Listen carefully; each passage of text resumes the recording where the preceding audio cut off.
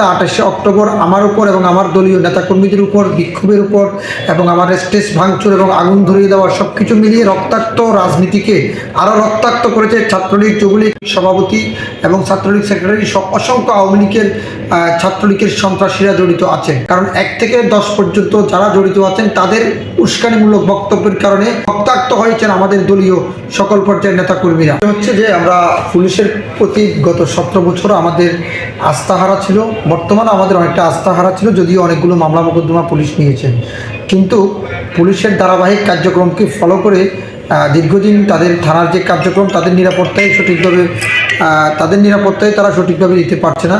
তারই ধারাবাহিকতা 28শে অক্টোবর আমার উপর এবং আমার দলীয় নেতাকর্মীদের উপর বিক্ষোভের উপর এবং আমার স্টেজ ভাঙচুর এবং আগুন ধরিয়ে দেওয়া সব কিছু মিলিয়ে রক্তাক্ত রাজনীতিকে আরও রক্তাক্ত করেছে ছাত্রলীগ, যুবলীগ এবং পুলিশ নামের কিছু সন্ত্রাসীরা। তারই ধারাবাহিকতায় ওই ছাত্রলীগ, যুবলীগদের নামগুলো কালেকশন করতে কিছুদিন বিলম্ব হয়েছে।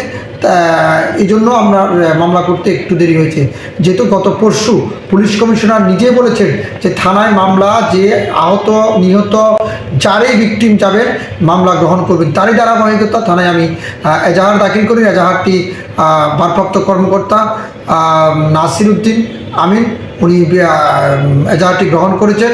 সভাপতি এবং ছাত্রলীগ সেক্রেটারি সব অসংখ্য আওয়ামী লীগের ছাত্রলীগের সন্ত্রাসীরা জড়িত আছেন।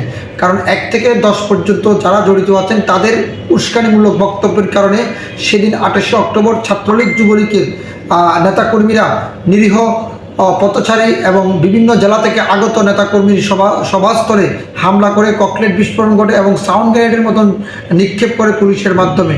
সেখানে হাজার হাজার নেতাকর্মী আহত হয়েছেন, নিহত হয়েছেন এবং রক্তাক্ত হয়েছেন আমাদের দলীয় সকল পর্যায়ের নেতাকর্মীরা।